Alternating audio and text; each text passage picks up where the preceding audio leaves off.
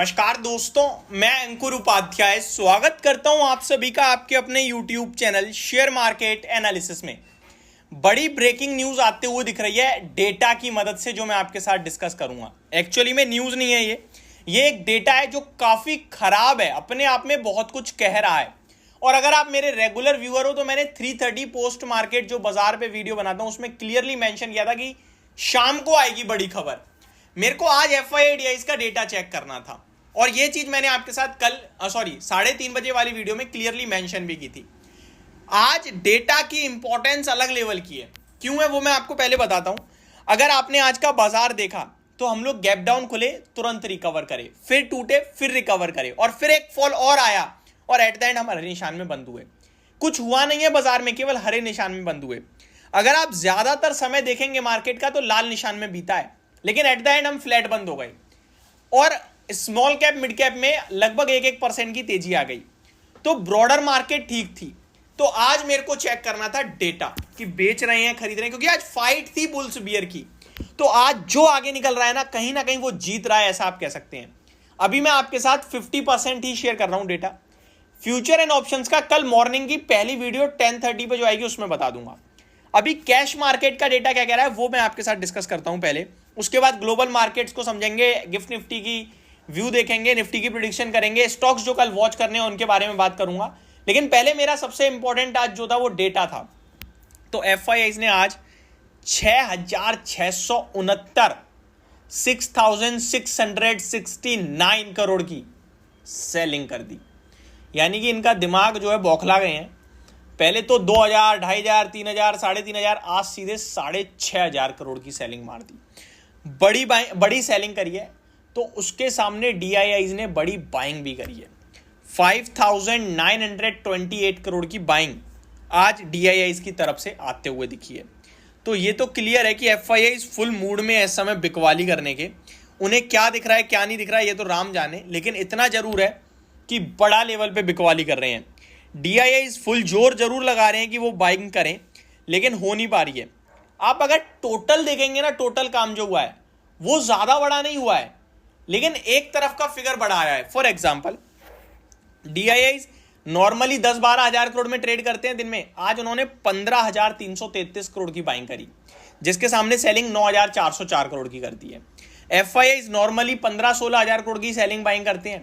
आज सेलिंग उन्होंने 18,653 करोड़ की करी है और बाइंग केवल 11,984 करोड़। इसलिए उनका सेलिंग का फिगर बड़ा आया और DIIs का बाइंग का फिगर। और फ्यूचर्स का डेटा कल मेरे पास आएगा तो वो मैं कल आपके साथ डिस्कस करूंगा। ओवरऑल यहां से क्या हमारे लिए आउटकम आ रहा है, नहीं आ रहा आउटकम, क्योंकि लड़ाई कंटिन्यू है वही FIIs की और DIIs की। और रिटेल कैटेगरी अभी आई थिंक कंफ्यूज्ड है कि मेरे को लेना है या मेरे को निकलना है, मेरे को क्या करना है, इसके लिए भी रिटेल कैटेगरी कंफ्यूज है। और इस समय सबसे ज्यादा पावरफुल रिटेल ही है। अगर वो बाइंग में आ गया तो बाजार ऊपर, और अगर वो डर गया सेलिंग में आ गया तो बाजार को कोई माई का लाल नहीं है जो गिरने से बचा ले।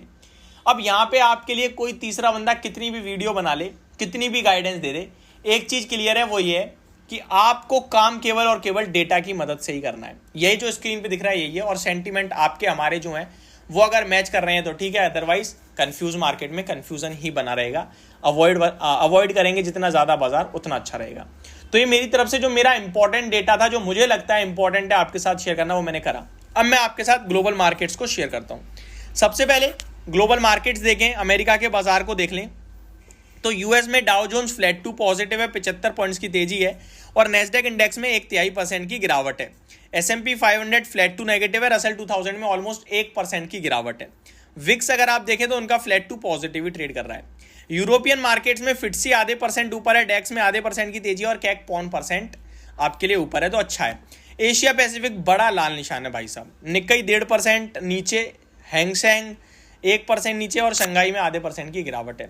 गिफ्ट निफ्टी बिल्कुल फ्लैट है और निफ्टी की प्रेडिक्शन मैं सिर्फ इतना ही कहूंगा कि ना करी जाए तो ज्यादा अच्छी है, क्योंकि मैं अगर ज्यादा 30 मार खां बन के आपको प्रेडिक्शन करके दूंगा, मैं खुद गलत आपको गाइडेंस दे दूंगा, क्योंकि मेरा डेटा गलत आ रहा है, मेरा डेटा कंफ्यूज करने वाला आ रहा है FIIDIs का।